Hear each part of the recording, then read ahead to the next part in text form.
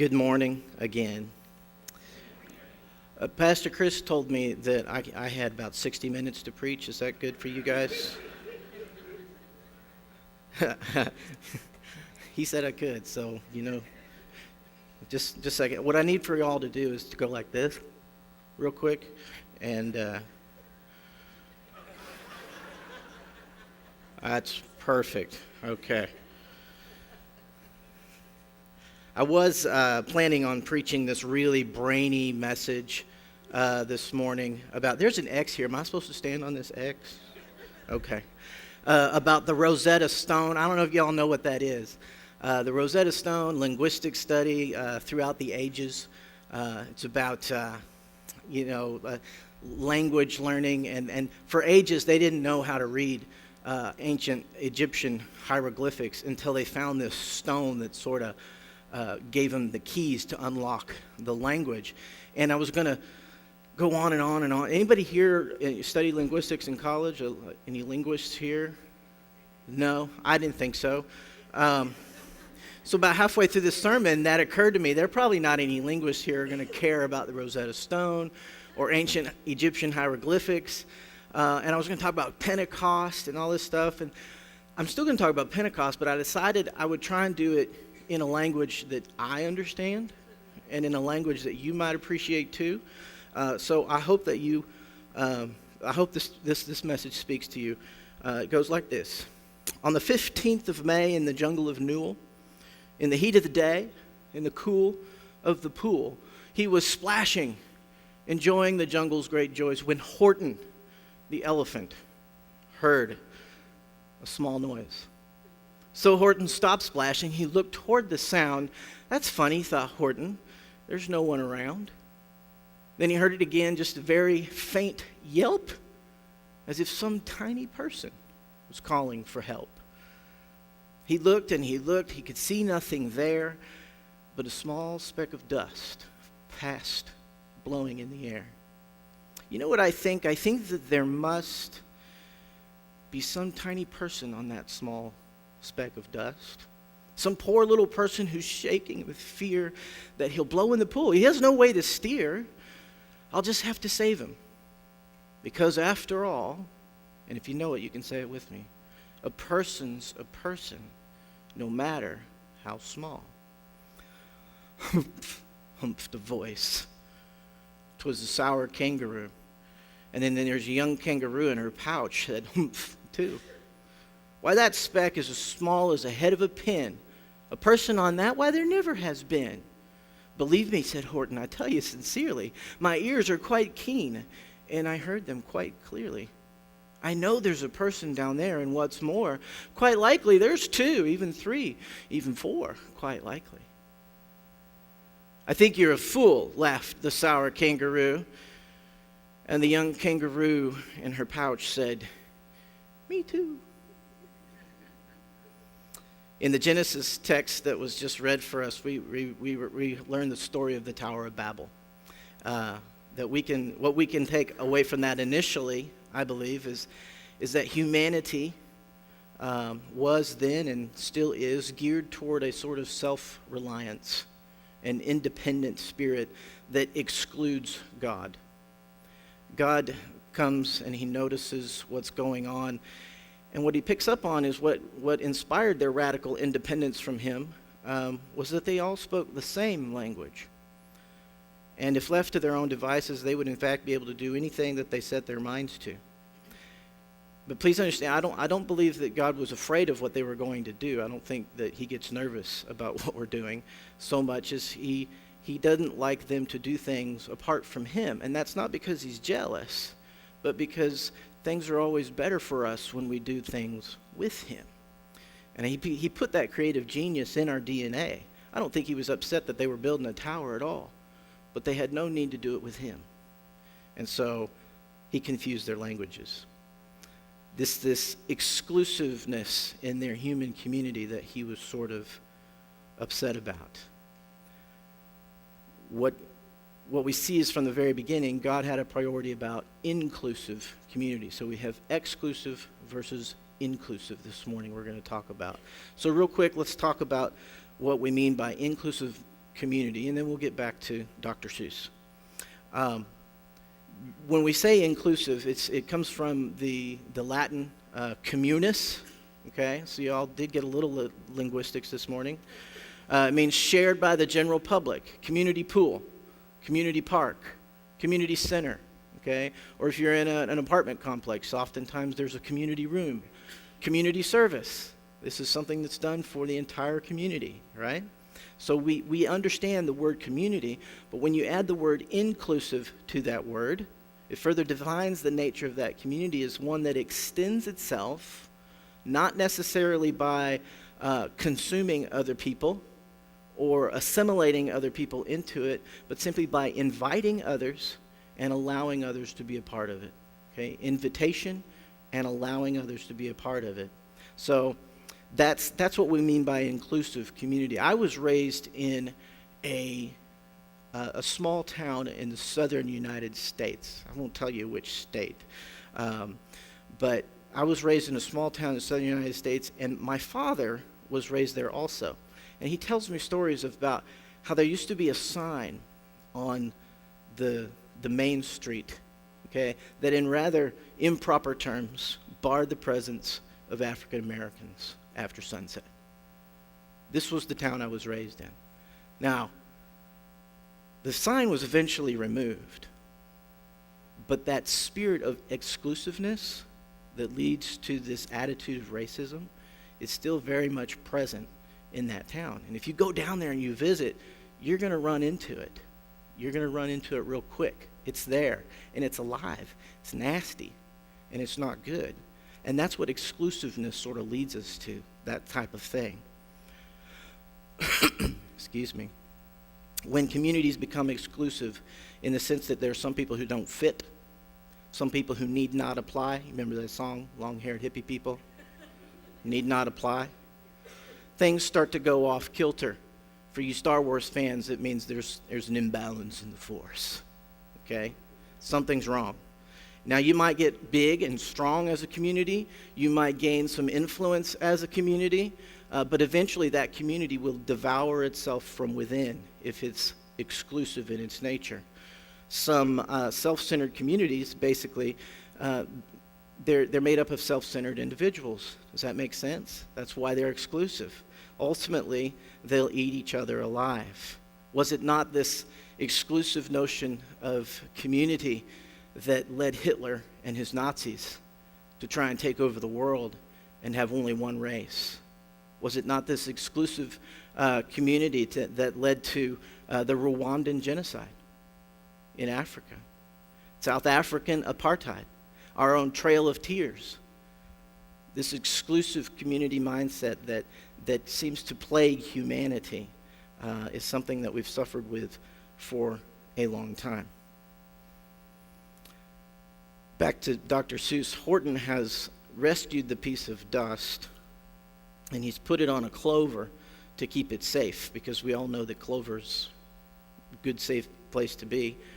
And so he puts it on the clover, and he's picked the clover, and he's walking around the jungle trying to protect it from the many dangers that are in the jungle. And enter the monkeys. So the Wickersham brothers came shouting, "What rot!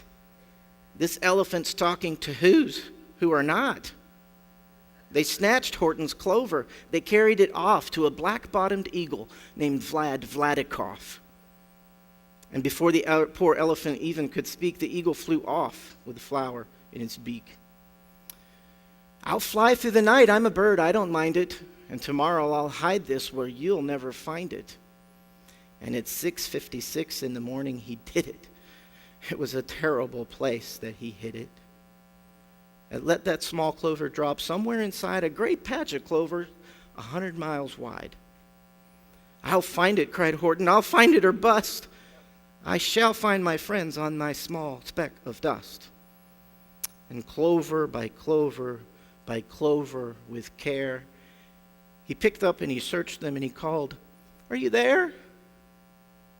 But clover by clover by clover, he found that the one that he sought for was just not around. And by noon, poor old Horton more dead than alive, had picked, searched, and piled up 9,005. Then go on through the afternoon, hour by hour, till he found them at last on the 3,000,000th flower. So the prophet Joel tells us in chapter 2 that there are those people who are laughing at the people of God, and they're asking this question: where is your God? He talks about us being the laughing stock to those who are around us. And I'm not necessarily, in Dr. Seuss' book, the only ones doing the laughing are the Jungle Friends. But I would assert that perhaps it's the who's out there in our world that might be laughing at us, the church, asking us where our God is. This God that we claim to follow, this God that we claim is our model for behavior that we love, and he has rescued us, and we're becoming more like him every day, yet he was characterized 100% by being loving. You see, one of the greatest spiritual tragedies that we're currently facing in the world today is that we are seriously out of touch with, and in most cases, sadly, as a church around the world, we're unaware of folks that are outside of our four walls. If we were to poll most churches, the percentage of our friends that were not going to church versus those who do go to church, most of us would admit that, well, most of my friends go to church, and I don't have a lot of friends that don't go to church. In fact, there are 70% of the people who live in Princeton, Indiana, do not go to church. 70%. That's the same percentage in our state, Indiana. The national numbers are even worse. 90% of those people who do not go to church are antagonistic towards the church. They don't just like sleep in on Sundays. They're just like, I'm not going there. I don't like what they stand for. I don't like their God. I don't like them. There's about 10% of those 70 who are completely unaware of us because we have no effect on their life whatsoever. And that number is steadily increasing. The largest growing religious group in the United States is none. Could it be that we as a church, not just the Methodist church even, but as a church in the world, have had a history of exclusiveness that has led to this tragedy? Imagine down all the who's down in Whoville who are thinking about what they're thinking about the jungle animals who don't even want to take the time to try and listen to hear what Horton has heard. The kangaroos and the monkeys, the Wickersham brothers, they don't even want to try and acknowledge their existence, let alone offer Horton a helping hand. Humph, humphed a voice. For almost 2 days you've run wild and insisted on chatting with persons who've never existed. I'm here to state, snapped the big kangaroo, your silly nonsensical game is all through. And the young kangaroo in her pouch said, me too. So it was about 2.5 years ago, your pastor, Pastor Chris, approached me and he asked if I would consider something. And he brought up Google Maps on his computer, and he showed me the southeastern portion of our city. And he said, look at this part of our city. And it was a portion of our city that had been sort of forgotten by the church in Evansville. They've forgotten how to reach out to that place, and we were quite content to just sort of let it go to rot. And when the people who live there are done ruining it, maybe we'll go in and we'll clean up after them. And that was sort of the attitude I think people had. But he was wondering what we could do to reach the people who live on the southeast side of Evansville in a radical way that showed them that Jesus loved them. And so he worked really hard at trying to explain to me, the need that was there, and I think he did a pretty good job, and he worked and he paved the way for our church to do some ministry down there. The problem is what we discovered was they didn't want to come to our church and dress like we dress and sing the songs that we sing or sit in our pews. They weren't interested in that. So we had to figure out a way to get the message of the hope of Jesus Christ to the people who lived on the southeast side of our town. And so instead of offering them, just come and be with us and act like us and everything will be okay, we went down to where they were playing their game, and we stood on the outside of their fence and we asked if we could play with them. And so he paved the way for myself and I, what does that even mean? Myself and my family to move into the southeast side of our city. And he said to me this, and it's burned into my memory. He said, David, there's 20,000 people down there who don't have hope. What are we going to do about that? What are we going to do about that? How do we take our message of hope to them?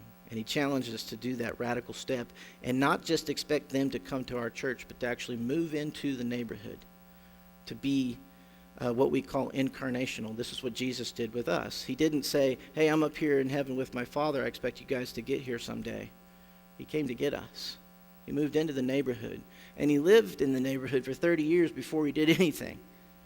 He just got to know us. He was well acquainted with us, Hebrews tells us. So we've moved into the southeast side. And now what we call the Love Mission, very aptly named, I think, it's still in its toddler stages. We mess up more than we get things right. But we're growing in our love for our neighbors. And it's remarkable that we've discovered that for sure there is a people living on the southeast side of Evansville that are gloriously fashioned in the image of God. Here we were thinking, we'll bring the light of the gospel down to the southeast side. Come to find out, God was already there, and he was waiting on us to join the party. We were the ones who were late. He was already there, moving in people's hearts, trying to stir stuff up, and we were the ones who were late to the party. This is also true of every single neighborhood in Princeton. God is there. He's moving in your neighborhoods, and he wants us as a church to be a part of what he's doing in Princeton, Indiana. And so you'll discover, just like Horton and his jungle friends discovered, the people cry loudly. They cry out in fear. We are here. We are here. We are here. We are here. I want to tell you about a girl. We'll call her Angela because that's her name. Last Sunday morning, I woke up and I was getting ready for church service, and I was kind of groggy, kind of like this morning. I hadn't had my morning coffee yet, and I was brushing my teeth, and I heard a voice. And I rolled my eyes at first thinking my children were already awake. Then I heard it again, and it sounded different, like somebody was having a conversation, and my wife heard it too, and she said, "Who's talking?" And I walked to my backyard window, and much to my surprise, there was a woman standing in my backyard. This was like at 6:30 in the morning, and she's in a bathrobe having conversations with people who are not there. And I just remember one of the things Chris said, if you're going to go down there and you're going to start loving people, there's going to be some lost people down there. And he asked me the question, he said, what level of lostness are you prepared for? And I'm like, oh, I can handle it. Yeah. So I look out my window, there's this woman in the bathroom, and this isn't like she's talking to herself. She's having conversations with people that are not there.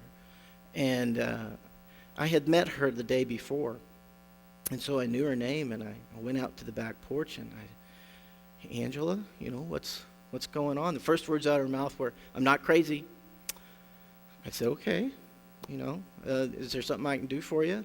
And she just needed a place to talk things out with sometimes me and sometimes with other people that weren't there. And we're having this conversation. Come to find out, she had taken too much of a painkiller, and she was having hallucinations because of it.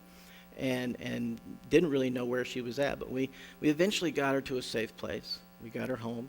And there was a lot more that happened that morning. I didn't actually make it to the first service at our church. But it was just one of those moments where I was suddenly more keenly aware of my need for God's presence than I ever had before. A year and a half ago, before Pastor Chris had talked to me, I probably would have called 911 and had this woman carted off my lawn. But that morning when my wife said, "Who's talking?" she was asking a question, but what I heard was a statement. Who is talking? Just like Horton heard the who on the small speck of dust.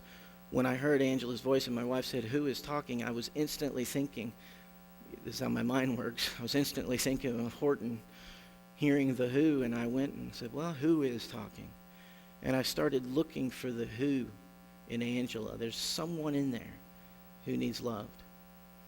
And in that process, just before she left, I didn't get this sense that, oh, everything's going to be great, her life's going to be transformed because she spent an hour with me on Sunday. She probably may not even remember much of what we talked about. But just before she left and got in the car with her friend to take her home, she said, "You're a Christian, right?" And I said, "Yeah." And she said, "When I'm in your yard, I feel like I'm in solid ground. When I'm in your yard, I feel like I'm on solid ground." Now that probably hasn't transformed her life yet, but there's hope there. There's hope that she recognizes there's something different about the way this man treated me than the way other people have treated me in the past. He didn't kick me out. He didn't call the cops. I got her a glass of water. This was something Jesus told us to do, right? I got her a glass of water and I said, "Do you want to talk about stuff?" It wasn't rocket science. It was just loving someone.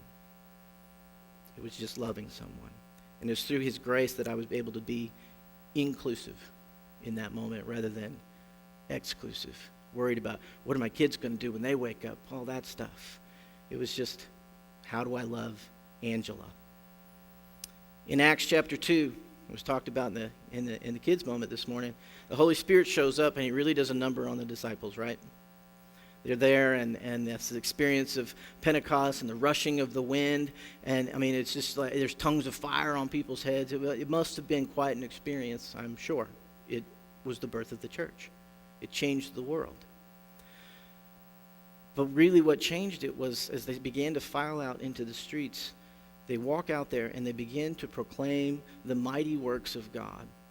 But they don't just proclaim the mighty works of God. They proclaim the mighty works of God in a language that the people who are there happen to understand. Now, I'm not telling you that you're all going to go out and speak Chinese. But could it be that if we pay attention to who really needs to hear our message, that we might find ways to go out there and speak it in a language that they can understand, so that they can also hear about the hope of Jesus Christ and find their hope in him, instead of just sitting out there while we're in here. Their voices were heard. They rang out clear and clean, and the elephant smiled. "Do you see what I mean? How true, yes, how true," said the big kangaroo. "And from now on, you know what I'm planning to do? From now on, I'm going to protect them with you." And the young kangaroo in her pouch, you got it. So once what was very unclear and indiscernible to the people is now available to who all might desire it. Acts chapter 2 says, "All who call on the name of the Lord shall be saved." So it's not just, Pentecost is not just about being, is Holy Spirit power stuff, just freaking people out. Holy Spirit came and Pentecost is about this beckoning God who says, "Go and tell them that I have a table prepared for them. Go and tell them that I have a feast that I have put together, and they're invited. And those who I've invited don't want to come. Go out into the highways and the byways and collect them and bring them in. That's what I want you to do." It's about God pouring his Spirit on all flesh, inviting us into inclusive community because a person is a person.